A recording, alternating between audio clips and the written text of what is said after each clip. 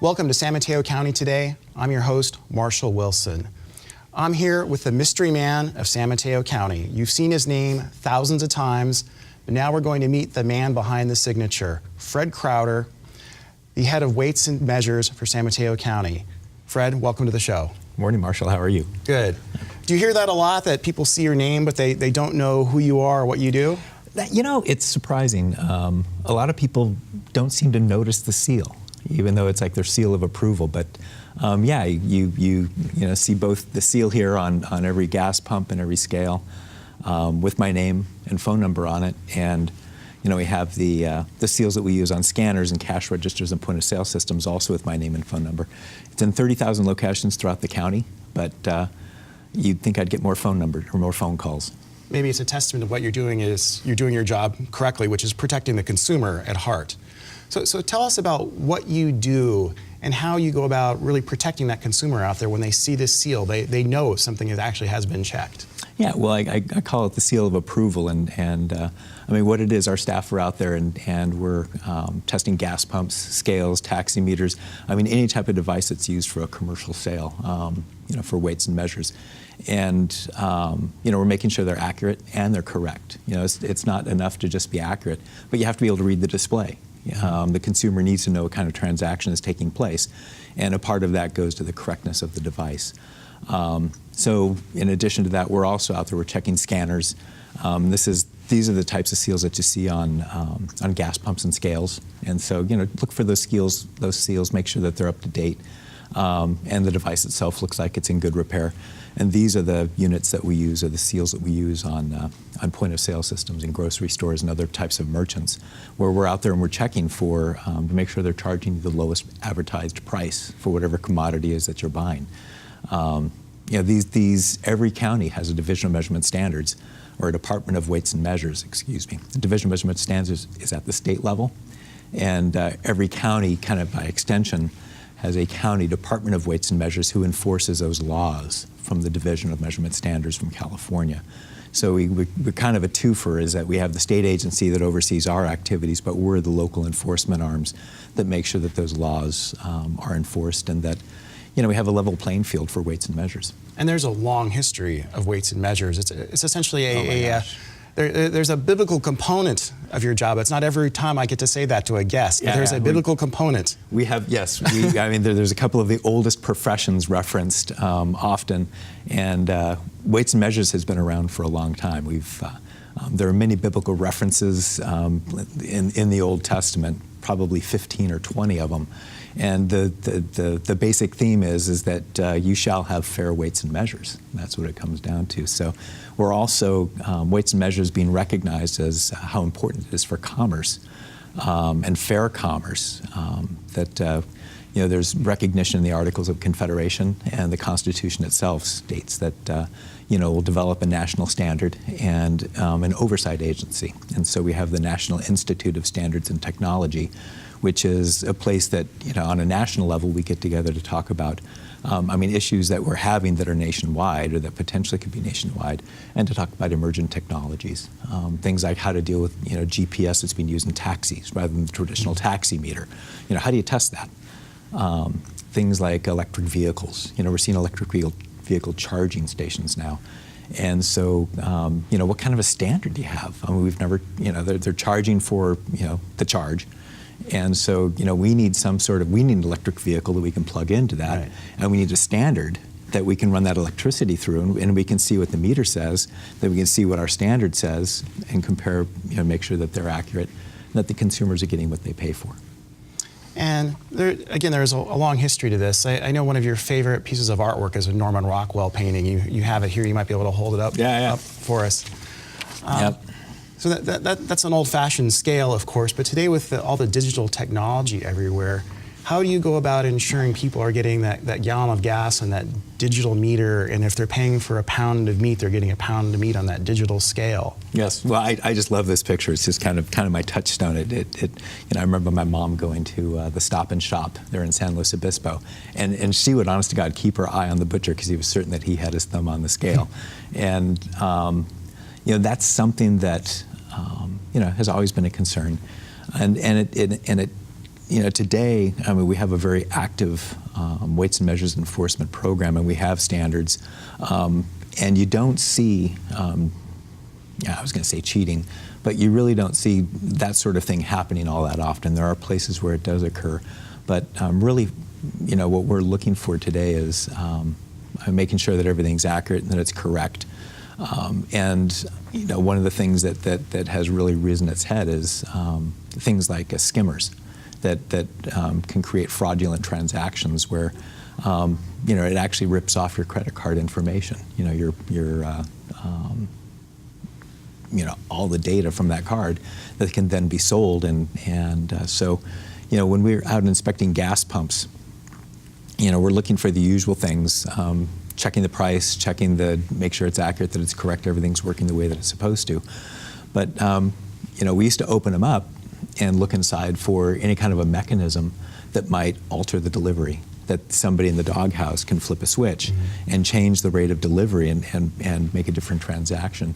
And we still look for that today, but really we're also going in there and we're looking for skimmers themselves, because there's some circumstances where they can be fairly easily installed. And for consumers, pumps that are close to the to the entrance to the store are unlikely to have a skimmer. But as you get farther and farther away and more remotely located in the gas station, those are the kinds of places where you might see them. And one thing I think is very interesting is you're looking for basically errors and mistakes and so forth in weights and measures and in pumps and scales. And that's to protect the consumer. It's also protect the honest business person out there as well. Yes, yeah. I mean, there's a huge consumer protection component to what we do, but then there's also, I mean, even more so, is having a level playing field for the industry. I mean, making sure that everybody is using the same standard. If one gas station is using a different gallon than another gas station, they're charging the same price. The one that's using the smaller gallon is going to make more money. And I say a smaller gallon in quotes because there isn't a smaller gallon, and so an honest businessman or an honest business can't stay in business if you don't have honest weights and measures. Everybody needs to have the same standards to make sure that they have the same opportunity. And this is one thing I've always wondered: how do you actually measure a gallon of gas? Like, do you physically go to the gas station and pump it in a gallon, or how do you do that? Oh no, we do it remotely, digitally from a satellite. Right. Yeah. Right, No, actually, I wish. No, we do. We physically go to we have to. What we have is something called a prover, and it itself is a 5-gallon standard. It depends on, just if we're talking about retail gas pumps, and so we actually go there and we will pump 5 gallons. From the pump into the prover, and there's a sight glass on it that shows exactly where zero is. So we'll put it in at normal rate, and then we'll go through and we'll slow the pump down. We'll do another draft, and we'll slow the pump down as slow as it can go, to see if that pump is operating at all speeds. If it's correct at all speeds. And we'll go through the gas station. We'll check every pump every year.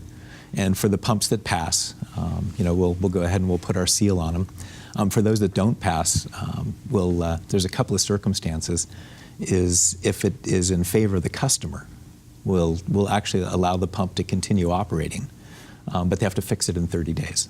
If the pump is in favor of the business, then we'll go through and we'll red tag the pump, take it out of service.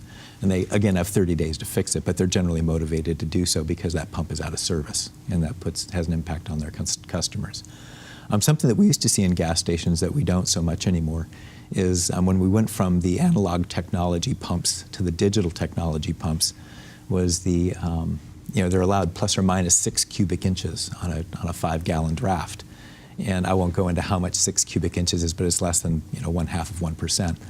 But when we went to digital technology, they were able to set the pumps so accurately that we were seeing gas stations across the board, well, all of their pumps were set at minus 1, 2, 3 cubic inches, right? And which is just astounding, because in the old days it'd be like, there'd be some plus and there'd be some minus. And we were finding that these stations, they were operating lawfully and within the regulations that we had, but they had managed to, just slip in and keep a little bit for themselves. And when you tabulate that over the course of a year, it can be tens, hundreds of thousands of dollars, depending on how much that gas station sells. And so in addressing that, we got a new regulation on the books, and this is many years ago when these pumps came on board. But we got a new regulation on the books called Predominantly in Favor, which goes through and essentially says that on the average, your pumps need to be about zero. So, and that's another way that we kind of not only protect the industry, but protect the consumer, within the general community. So as a consumer, how do you know you're good to go when you're purchasing something? You said you also verify scanners. Yes. Barcodes. So Yeah. consumers are getting the lowest advertised price. How do you know you're good as a consumer? Well, pay attention as a consumer. When you're out there making purchases, whether that's at a gas station, at a scale, at the deli, or the grocery store, or they're running items over the scanner at the grocery store or at a merchant. And so pay attention to the transaction itself. If you're at a gas station, I think I might have mentioned this, is compare the price with what's on the pump. If it says $2.99 on the price sign out on the front, pump a gallon of gas and see if it says $2.99. If you can't stop it right at a gallon, go to 10 gallons. And if it should say at 10 gallons, $29.99. It should be a multiple of 10. Make sure that everything is readable, that it has a seal that's current on it, and review your receipts and make sure that what they charged you is what you thought you were going to have to pay. And if you have any concerns or any questions about that, call Weights and Measures. We're here at every county has a department, and we follow up on complaints within 24 hours, and we're glad to answer any questions that people might have. We also have, I mentioned the Division of Measurement Standards, and up in Sacramento, and they have a tips consumer information on are you getting your money's worth? And actually, this is made to be a trifold. You're supposed to, back to back and fold it into this. So I think we'll do some of these for handing out. But if you go online, you look in Division of Measurement Standards, and they have consumer information. And it talks about things that consumers can do to protect themselves. And I mean, keep your eye on the butcher. Right. Yeah.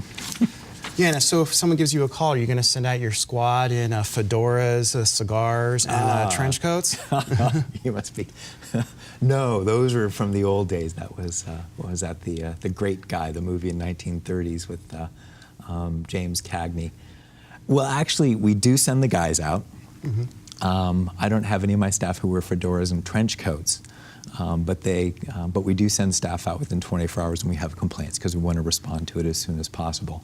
Our enforcement methods when we find issues aren't quite as personal. You're not going over the butcher counter like James Cagney does? No, we're not leaping over the butcher counter and apprehending suspects.